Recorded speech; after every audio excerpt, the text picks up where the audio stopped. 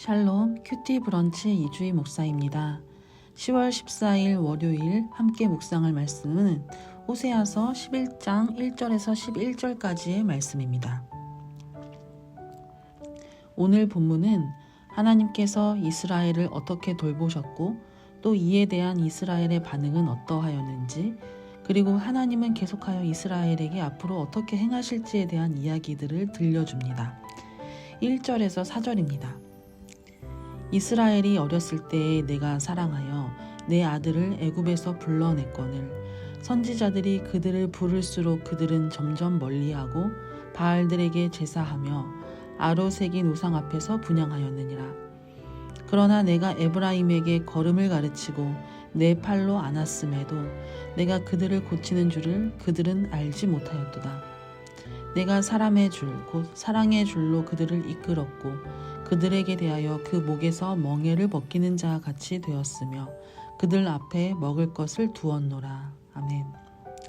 방금 이 읽은 말씀은 하나님께서 자녀를 얼마나 사랑하시고 그 자녀를 사랑으로 어떻게 기르셨는가를 비유하며 말씀하신 것을 보게 됩니다.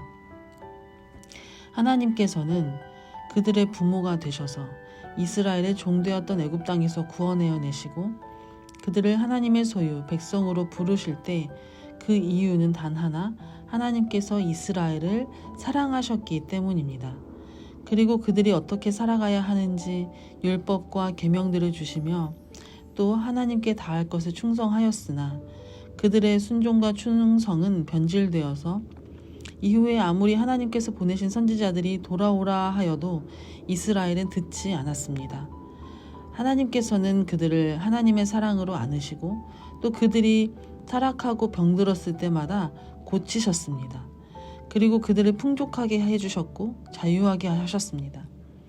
그러나 이스라엘은 그것들을 주신 하나님을 따르는 것이 아니라 하나님께서 주신 그것들을 오히려 음란하게 섬기며 변질되고 말았습니다. 이스라엘이 패역하게 하였어도 하나님께서는 매번 그들을 고치시고 돌아올 수 있도록 사랑으로 대하여 주셨습니다. 그러나 이스라엘은 전혀 하나님이 어떠한 분인지 알지 못하였고 또 그리고 알려고 하지도 않았습니다. 5절과 7절에서는 이스라엘의 반응은 하나님께로 돌아가기 싫어하였으며 끝끝내 하나님에게서 물러가 돌아오는 이가 하나도 없었다고 말씀하십니다. 그들의 발은 하나님께로 돌아가는 것에 바쁜 것이 아니라 죄짓기에 바빴으며 그 죄로 인하여서 하나님에 대해서 무뎌지고 무감각해졌습니다. 이스라엘 백성들을 통해서 우리가 생각해 볼 것은 하나님께서 어떻게 우리를 사랑하셨고 그리고 또 하나님께서는 우리를 어떻게 대하시고 돌보아 주셨는지 하나님은 어떠한 분이신지 아는 것이 중요합니다. 하나님께서 나에게 사랑으로 어떻게 행하셨는지를 기억하는 것이 너무나 중요합니다. 그러나 이스라엘 백성의 마음은 하나님을 알려고 하지도 않고 죄를 짓기에 바빴던 것입니다.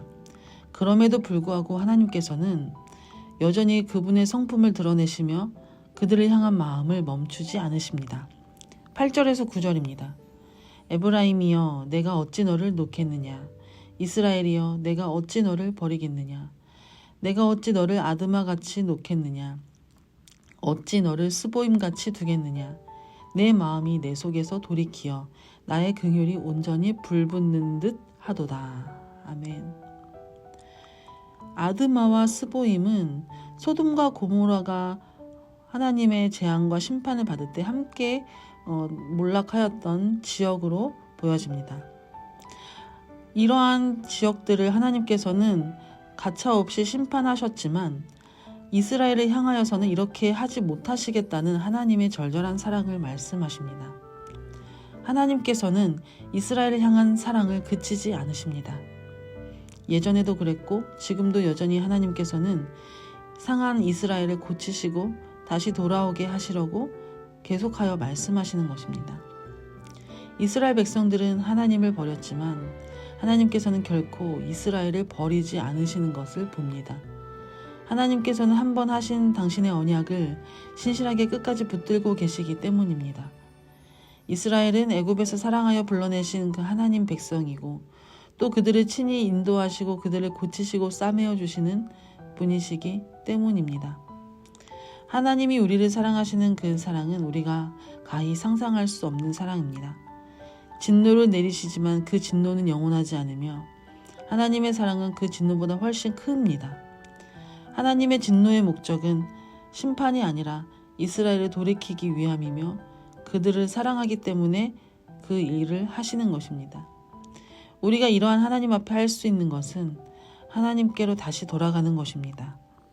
하나님의 사랑을 기억하고 하나님께서 우리를 어떻게 돌보셨는지 생각하고 이에 대한 우리의 반응은 어떠하였는지 돌아보며 하나님께로 전심으로 돌아가는 것입니다.